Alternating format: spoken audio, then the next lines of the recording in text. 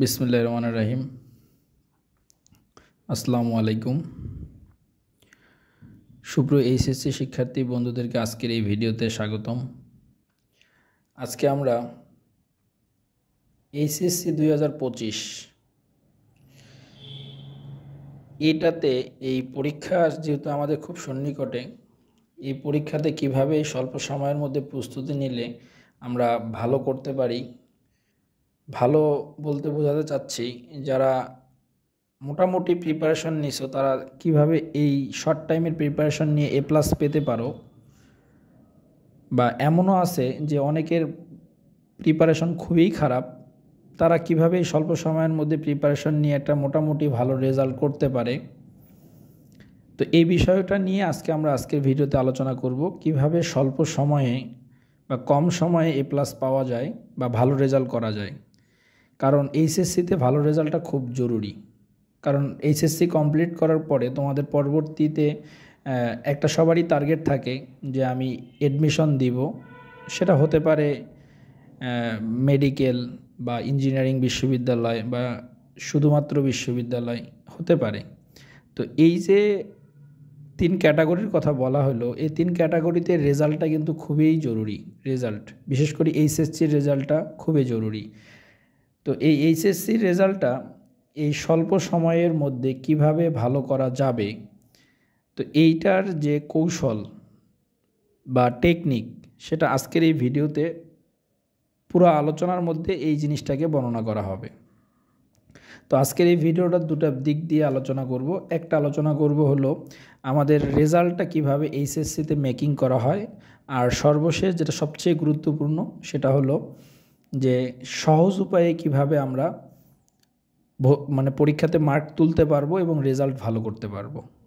তো প্রথমত আগে রেজাল্ট মেকিং করা হয় কিভাবে আমরা তিনটা সাবজেক্ট এ প্লাস না পেয়ে এ প্লাস পাওয়া যায়, সে বিষয়টা একটু আগে আমরা দেখব। তারপরে আমরা ভিডিওর পরের অংশে যে জিনিসটা দেখব সেটা হলো কিভাবে বা কোন কৌশলে এখন পড়লে আমি এ প্লাসটা পাবো। তো প্রথমে রেজাল্ট মেকিংয়ের ক্ষেত্রে ধরো সায়েন্সের একটা স্টুডেন্ট, বিজ্ঞানের একটা স্টুডেন্ট, রেজাল্ট তৈরি করার উপায়।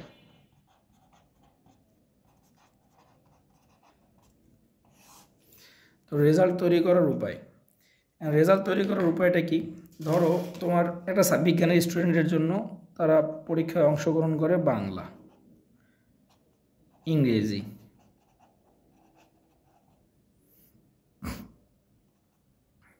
আইসিটি, পদার্থ, রসায়ন,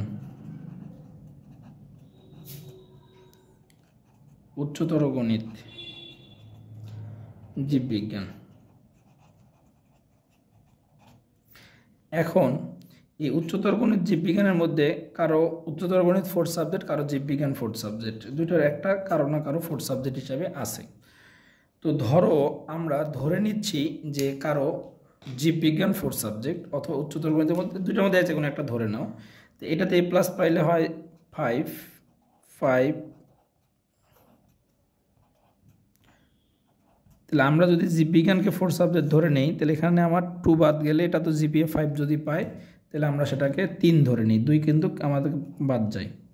তাহলে রেজাল্ট মেকিংয়ের ক্ষেত্রে গুরুত্বপূর্ণ হলো কোন সাবজেক্টগুলো, যে সাবজেক্টগুলো কম্পালসারি, তার মানে 1 2 3 4 5 6, তাহলে আমার 6টা সাবজেক্ট হলো গুরুত্বপূর্ণ। এই 6টা সাবজেক্টের টোটাল মার্ক কত? যেহেতু আমি জিপিএ 5 ধরে করতেছি, তার মানে কত? 30। তার মানে এই যে 30, এই 30টাকে কী করা হয়? এই 30টাকে টোটাল সাবজেক্ট সংখ্যা দ্বারা ভাগ করা হয়। টোটাল সাবজেক্ট 6 দ্বারা যদি ভাগ করি, তাহলে 5 6 হলো কত? 30। তার মানে তখন আমরা বলি সে জিপিএ 5 পাইছে। তো এখন যদি ধরে নেই একটা স্টুডেন্ট বাংলাতে এ প্লাস না পেয়ে সে 4 পয়েন্ট পাইছে, ইংরেজিতে এ প্লাস না পেয়ে সে 4 পয়েন্ট পাইছে, তাহলে 4 4 8, 10 18 আর 10 28, তাহলে 28। এটা হলো 6 সাবজেক্টের মার্ক। এখন এই 4 সাবজেক্ট থেকে কত অতিরিক্ত আছে? 4 সাবজেক্টে 3 আছে, তো 3 থেকে যদি আমরা 2 নিই তাহলে কিন্তু আমাদের 30 হয়। এখন 30কে 6 দ্বারা ভাগ করি, তাহলে 5 6 কত হচ্ছে? 30। তাহলে খেয়াল করে দেখো, আমি 2টা সাবজেক্টে এ প্লাস না পেয়েও কিন্তু আমার এ প্লাস আসলো, জিপিএ 5 আসলো। এবার ধরো যে বাংলা ইংরেজি তো আগে আমার এ প্লাস ছিলই না, এখন আমি এখানে পদার্থতে এ প্লাস পাইনি, পদার্থতে 4 পেয়েছি। তাহলে খেয়াল করে দেখো, 4 4 8 13 17 22 এবং কি 27, তার মানে এই যে 27, এটাকে সাথে আমরা কত যোগ করব? এখানে আমার 3 আছে অতিরিক্ত, 3 যোগ করে দিই। 3 যদি যোগ করি তাহলে 30 হয়। এই 30কে যদি এখন আমরা ভাগ দেই কত দ্বারা? 6 দ্বারা, তাহলে 5 6 কত? 30। তাহলে খেয়াল করো, 3টা সাবজেক্টে কিন্তু এ প্লাস পাইনি, বাংলায় এ প্লাস পাইনি, ইংরেজিতে এ প্লাস পাইনি, পদার্থতে এ প্লাস পাইনি, তবুও কিন্তু আমার জিপিএ 5। এখন কোনো কারণে যদি একটা স্টুডেন্ট এই 3টা সাবজেক্টের বাইরে আরেকটা সাবজেক্টে এ প্লাস সে না পায়, আরেকটা সাবজেক্টে যদি সে এ প্লাস না পায়, ধরো এই 3টা সাবজেক্টের বাইরে ধরলাম সে কেমিস্ট্রিতে এ প্লাস পায়নি, 4 পয়েন্ট পাইছে, তাহলে তার কত আছে? 4 4 8 8 8 16, 16 আর 10 26। এখন অতিরিক্ত কত আছে? 3 অতিরিক্ত আছে, এই 3 যোগ করে দিলাম, দিয়ে 29। এখন যদি আমি 6 দ্বারা ভাগ দিই তাহলে কি আসে আমাদের? 4.83, তখন তার রেজাল্ট হয়ে যায় 4.83। তাহলে এইভাবে কিন্তু রেজাল্ট মেকিং করা হয়। তার মানে 4 সাবজেক্ট বাদে যদি 30 থাকে তখন সেটাকে বলি আমরা গোল্ডেন এ প্লাস, আর এগুলাকে আমরা বলি নর্মাল এ প্লাস। আর 3টার অতিরিক্ত সাবজেক্টে যদি তার মার্কটা 4 পয়েন্ট হয় তাহলে তার রেজাল্ট এইভাবে কমে যায়। তাহলে তুমি যখন পরীক্ষা দিতে যাবা তার আগে রেজাল্ট কিভাবে মেকিং করা হয় এই বিষয়টা নিয়ে তোমার আগে ধারণা থাকতে হবে যে রেজাল্টটা কিভাবে মেকিং করা হয়। এখানে আরও একটা মজার বিষয়, সে বিষয়টা হলো যে বাংলায় 2টা পেপার আছে, ইংরেজিতে 2টা পেপার আছে, পদার্থতে 2টা পেপার, রসায়নে 2টা পেপার, উচ্চতর গণিতে 2টা পেপার, জীববিজ্ঞানে 2টা পেপার, শুধু আইসিটিতে 1টা পেপার আছে। যে সাবজেক্টগুলোতে 2টা পেপার থাকে সে সাবজেক্টগুলোতে রেজাল্ট ভালো করা খুব ইজি। কীরকমভাবে? কোনো কারণে তোমার বাংলা প্রথম পত্র পরীক্ষাটা খারাপ হয়ে গেছে, হতে পারে, দ্বিতীয় পত্র পরীক্ষাটার মাধ্যমে তুমি কিন্তু বাংলা প্রথম পত্রের রেজাল্টটাকে রিকভার করতে পারো। ধরো একটা স্টুডেন্ট বাংলা প্রথম পত্রে, ধরো বাংলা প্রথম পত্রের মধ্যে সে পাইছে হলো 74, তার মানে 6 মার্কের জন্য তার এ প্লাস হচ্ছে না, 80 হচ্ছে না। বাট বাংলা সেকেন্ড পেপারে সে পেয়ে গেছে হলো 90, তাহলে যোগ করলে কিন্তু 164। আমাদের এ প্লাস পাইতে গেলে কিন্তু 160 দরকার, তার মানে 164 কিন্তু আমাদের রয়ে গেছে। তাহলে এই যে মানে 2টা পেপার থাকার যেটা ফ্যাসিলিটি, এই ফ্যাসিলিটিটা কিন্তু আমরা ইন্টারমিডিয়েটে খুব ভালোভাবে কাজে লাগাতে পারি, যার কারণে আমাদের ইন্টারমিডিয়েটের রেজাল্ট একটু যদি আমি সচেতন হই, একটু যদি টেকনিক্যাল হই, একটু যদি শেষ মুহূর্তে যদি একটু মনোযোগ দিয়ে পড়ালেখা করি, রেজাল্ট খারাপ হওয়ার কোনো সুযোগ নাই। আমি বারবার বলতেছি, জাস্ট একটু টেকনিক্যাল হতে হবে, তাহলে রেজাল্ট ইনশাল্লাহ ভালো হবে। তো রেজাল্ট মেকিংয়ের ব্যাপারটা তোমরা হয়তো বা বুঝছো। এখন আমাদের কাজ হলো কি সেকেন্ড অংশটা নিয়ে আলোচনা করা, যে শর্ট টাইম, যে টাইমটা আমাদের কাছে এখন আছে, তার মানে মোটামুটি আমরা ধরে নিতে পারি 1 মাসের মতো আছে। এই 1 মাসের মধ্যে আমরা কিভাবে আমাদের রেজাল্টগুলোকে এই সময়ে সামনে আগায় নিতে পারি। ধরো একটা স্টুডেন্ট 3 পয়েন্ট পাওয়ার মতো ক্যাপাবিলিটি তার আছে, সে যদি আমার এই ভিডিওর টেকনিকটা যদি খেয়াল করে তাহলে সে অনায়াসে 4 পয়েন্টে যেতে পারবে। আবার যে স্টুডেন্টটা 3.5-এ আছে সে অনায়াসে 4.5-এ যেতে পারবে। যে স্টুডেন্টটা 4 বা 4+ আছে, 5 না, সে অনায়াসে কিন্তু জিপিএ 5 পেয়ে যাবে। তো আশা করি তোমরা এই ভিডিওটা শেষ পর্যন্ত দেখবা। এখন আমরা দ্বিতীয় অংশটা নিয়ে আলোচনা করি।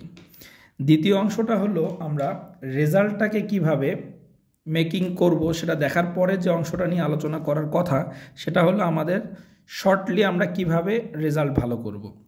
ধরো একটা সায়েন্সের স্টুডেন্টের জন্যই আমরা বলি, ধরো পদার্থবিজ্ঞান, এই যে একটা সাবজেক্ট দিয়ে আমি বোঝানোর চেষ্টা করতেছি, পদার্থবিজ্ঞান। যারা তোমরা অন্য বিভাগের আসো তাদের ক্ষেত্রে সেম জিনিস প্রযোজ্য।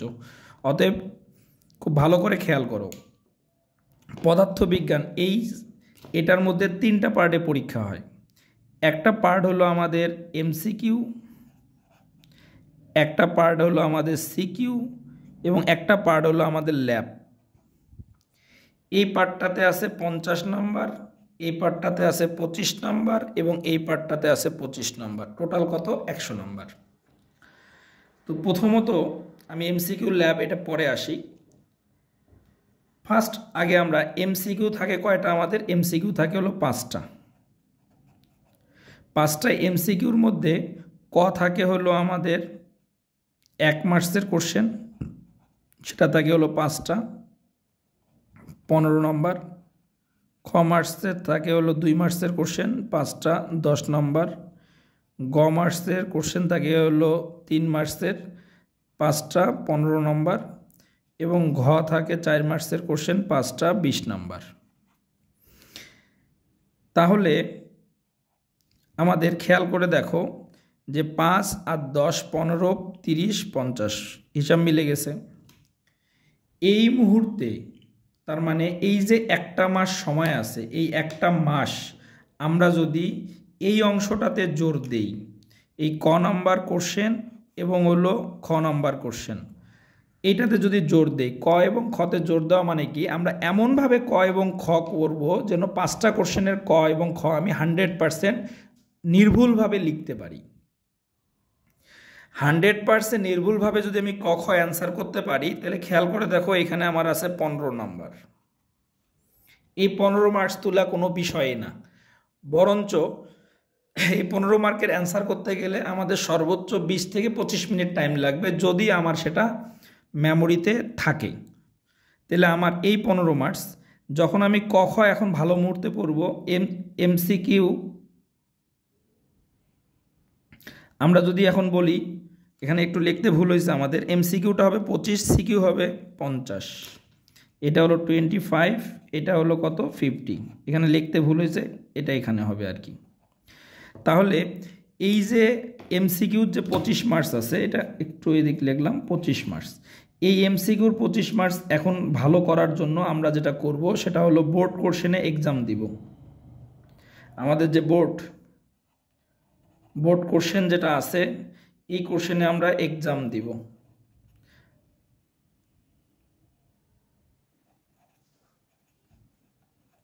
বোর্ড কোশ্চেন যে এক্সাম দিব, কীরকম এক্সাম দিব? 2000 যেহেতু আমাদের করোনার পরে শর্ট সিলেবাস, এবারও তো শর্ট সিলেবাসই, অসুবিধা নাই। আমরা 2020 থেকে 2024 পর্যন্ত আমরা কি দিব? এমসিকিউ এক্সাম দিব। এখন 24-এ আসে অনেকগুলো পরীক্ষা হয়েছে, অনেকগুলো পরীক্ষা হয়নি। যেগুলো পরীক্ষা হয়নি সেগুলো 23 পর্যন্ত দিব, আর যেগুলো পরীক্ষা হয়েছে সেগুলো 24 পর্যন্ত দিব। এই 2020 থেকে 2024 পর্যন্ত যদি আমি বোর্ড কোশ্চেনগুলো সলভ করি, তাহলে এখানে 25-এর মধ্যে নির্দ্বিধায় বলা যায় একটা স্টুডেন্ট 25-এর মধ্যে অনায়াসে সে পাবে হলো 22 অথবা 23। তাহলে খেয়াল করে দেখো, এই 15 মার্কসের সাথে আমাদের যুক্ত হলো কত মার্কস? ধরলাম লোয়েস্ট মার্কটা 22 মার্ক যুক্ত হলো। ল্যাবে কিন্তু সাধারণত 25-এ 25 দেয় টিচারেরা, কোনো ক্ষেত্রে যদি না দেয় 24 বা 23 পাবা। তাহলে তুমি একবার খেয়াল করে দেখো, এই যে 15, 22, 25 যদি যোগ করো, তাহলে আমাদের মার্কস আসতেছে কত? 62। তাহলে এ প্লাস পাইতে গেলে 80 দরকার, 80-এর মধ্যে 62 কিন্তু আছে। তার মানে আমার এখনও প্রয়োজন হলো 18 নাম্বার। তাহলে খেয়াল করে দেখো আমাদের গ নাম্বারটা কিন্তু রয়ে গেছে। আমরা সাধারণত এই যে ফার্স্ট ইয়ার এবং সেকেন্ড ইয়ার বিভিন্ন স্যারদের কাছে বা অনলাইন প্ল্যাটফর্মে পড়াশোনা করি মূলত গ এবং ঘ সলভ করার জন্য। তো এই যে আমরা পরীক্ষায় বসবো, মোটামুটি কিন্তু আমরা পারি। বিভিন্ন কলেজের পরীক্ষাগুলো যে আমাদের হয়, এই কলেজের পরীক্ষাগুলো তো দেখা গেছে গটা কিন্তু অনায়াসে পারা যায়। তো এই সময়ে যদি গগুলো আমরা যদি বইয়ের ফর্মুলাগুলো বা টেস্ট পেপার সলভ করি, যে ফর্মুলাগুলো যদি মস্তিষ্কে থাকে, সলভ করা কোনো একটা ইস্যু হবে না। আর সলভ করলে ফুল মার্কস, যেহেতু এটা ম্যাথমেটিক্যাল টার্ম, ফুল মার্কস পাওয়া যায়। তো আমি এখানে ধরে নিচ্ছি যে এই জায়গার তুমি 15 পাবা। তাহলে 62-র সাথে যদি আমি 15 যোগ করে দেই তাহলে কত হয়? 77। তার মানে আমার 3 দরকার। খেয়াল করে দেখো, এখনও কিন্তু ঘ নাম্বারের 4-5টা আমাদের রয়ে গেছে, তার মানে 20 মার্ক আমার রয়ে গেছে। এখন এই 20 মার্ক থেকে যদি আমি একটা বা দুটা ঘ যদি পারি, তবুও কিন্তু আমাদের কি 2টা ঘ যদি হয়, 2টা ঘ, তাহলে কত? 4 মানে 8 তাহলেও কিন্তু আমার 85 হয়। আমার A+ পাইতে গেলে দরকার কিন্তু 80 মার্কস। 85 আমার কোনো প্রয়োজন নেই। আর যদি 85 হয়েও থাকে তাহলে পরের পার্টে যাতে আমার এই বাকি মার্কটা যোগ হবে, টোটাল 160 হলে আমার A+ পেয়ে যাব। তাহলে খেয়াল করে দেখো, এই যে আমি একটা সাবজেক্ট নিয়ে আলোচনা করলাম ফিজিক্স, এই ফিজিক্স সাবজেক্টটার মাধ্যমে তুমি কেমিস্ট্রি পর্যালোচনা করতে পারো, বায়োলজি পর্যালোচনা করতে পারো, হায়ার ম্যাথ পর্যালোচনা করতে পারো, আইসিটি পর্যালোচনা করতে পারো। কেন? কারণ এই 5টা সাবজেক্টে তোমার ল্যাব আছে, প্র্যাকটিক্যাল আছে, সিকিউ আছে। তার মানে এই 5টা সাবজেক্টে তোমার A+ পাওয়াটা খুব একটা কঠিন হবে না। আর এই 5টা সাবজেক্টে যদি A+ পাওয়া কঠিন না হয়, তাহলে ওভারঅল খেয়াল করে দেখো, তোমার নর্মালি A+ পাইতে গেলেও অসুবিধা হবে না। কেন? 5টা সাবজেক্টের মধ্যে ধরলাম একটা 4 সাবজেক্ট, বাকি 4টা মেইন সাবজেক্ট। তাহলে বাকি 4টা মেইন সাবজেক্ট মানে 4-5 আমার কত? 20 আসেই। আর 4 সাবজেক্টের 3 আছে, 20 আর 3 23 আছে। আমার A+ পাইতে গেলে 7 দরকার, মানে 30, টোটাল তো 30, তার মানে 7 দরকার। আমার হাতে বাংলা আছে, ইংরেজি আছে, সেখানে 10 আছে। 10-এর মধ্যে যদি আমি 7 করে 3.5 করে পাইলেও কিন্তু 7 হয়ে যায়। তো A+ পাওয়াটা এখানে খুব একটা জটিল বিষয় না। এখন যারা আর্টসে আসো বা কমার্সে আসো, তাদের ক্ষেত্রেও সেম কথা প্রযোজ্য। কীরকম? তোমাদের বিষয়ভিত্তিক যে সাবজেক্টগুলো আছে সেখানে তোমাদের সৃজনশীল একটা অংশ আছে। এই সৃজনশীল অংশের মধ্যে ক নাম্বার এবং খ নাম্বার আছে এবং MCQ আছে।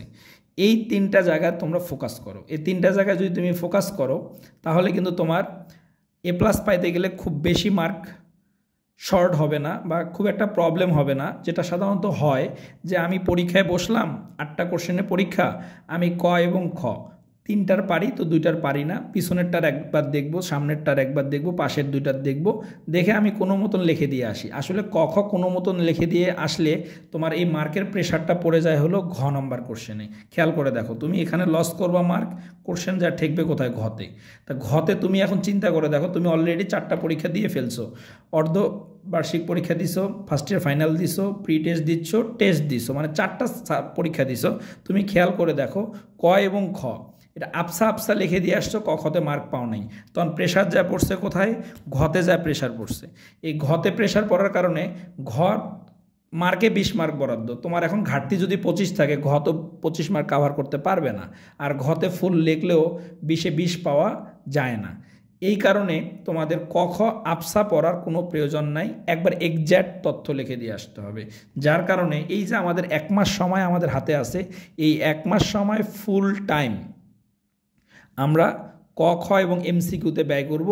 পাশাপাশি আমাদের বোর্ডের কোশ্চেনের সৃজনশীল সলভ করব গ এবং ঘয়ের জন্য। তবে গয়ের ক্ষেত্রে ফর্মুলা যদি মনে থাকে তাহলে তুমি গ নাম্বার কোশ্চেনটা সলভ করতে পারবা, বিশেষ ক্ষেত্রে করে সায়েন্সের ক্ষেত্রে বলতেছি। আর যদি তুমি ফর্মুলা মেমোরাইজ করতে না পারো এই মুহূর্তে, তাহলে কিন্তু তুমি পরীক্ষার হলে যা আটকে যাবা, তখন কিন্তু গ সলভ করাটা খুব কঠিন হয়ে যাবে। তো এই কারণে বারবার বলতেছি, এই শর্ট টাইমের মধ্যে ক খ এবং MCQতে বেশি বেশি জোর দাও, তাহলে তোমাদের রেজাল্ট ভালো হতে বাধ্য, রেজাল্ট ভালো হবে, এটুকু নিশ্চিত থাকো। তো আজকের ভিডিওতে আমি যে বিষয়গুলো আলোচনা করলাম, এই বিষয়গুলো যদি তোমরা খেয়াল করো, ইনশাল্লাহ তোমরা HSCতে রেজাল্ট ভালো করতে পারবা।